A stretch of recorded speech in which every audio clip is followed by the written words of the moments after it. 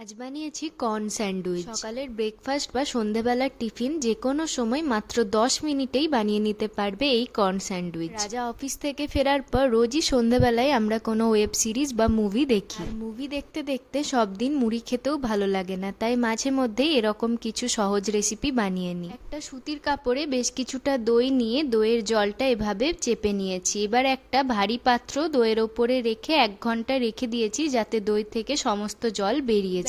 এই কাজটাই শুধু একটু আগে করে রেখে দেবে। এবার আমি পেঁয়াজ, শসা, ক্যাপসিকাম, কাঁচা লঙ্কা, ধনেপাতা কুচি করে কেটে নিয়েছি, গাজরটাকে গ্রেট করে নিয়েছি। জল ফুটিয়ে নিয়েছি, তার মধ্যে কর্ন দিয়ে দিয়েছি। আমার কাছে ফ্রোজেন কর্ন ছিল তাই একটু ফুটিয়ে নিয়েছি নুন দিয়ে 2 মিনিট মতো। কর্ন হলে ফোটাবার কোনো দরকার নেই। এখানে প্রায় 1 ঘন্টা হয়ে গেছে আর হাঙ্কারটা খুব সুন্দর তৈরি হয়েছে, একটুও জল নেই। এবার একটা বাটিতে হাঙ্কার, গ্রেট করে রাখা গাজর, পেঁয়াজ, শসা, ক্যাপসিকাম, লঙ্কা, ধনেপাতা যেসব কুচি করে রেখেছিলাম সবকিছু দিয়ে দিয়েছি। তার সাথে পরিমাণ মতো নুন, গোলমরিচ গুঁড়ো আর আমচুর পাউডার, আর সব শেষে দিয়ে দিয়েছি সেদ্ধ করে রাখা কর্ন। আর সবকিছুকে খুব ভালো করে মিশিয়ে নিয়েছি। আমি 4টা ব্রেড নিয়ে নিয়েছি আর ব্রেডের এক পাশগুলোতে ভালো করে বাটার লাগিয়ে দিয়েছি। এবার যে পাশে বাটার লাগানো নেই সেই পাশে পুরটা দিয়ে ভালো করে স্প্রেড করে দিয়েছি। উপরে আরো একটা ব্রেড দিয়ে ভালো করে চেপে সিল করে নিতে হবে। এবার একটা তাওয়া গরম করে তার মধ্যে ব্রেডগুলো দিয়ে ভালো করে সেকে নিয়েছি। ব্রেডগুলো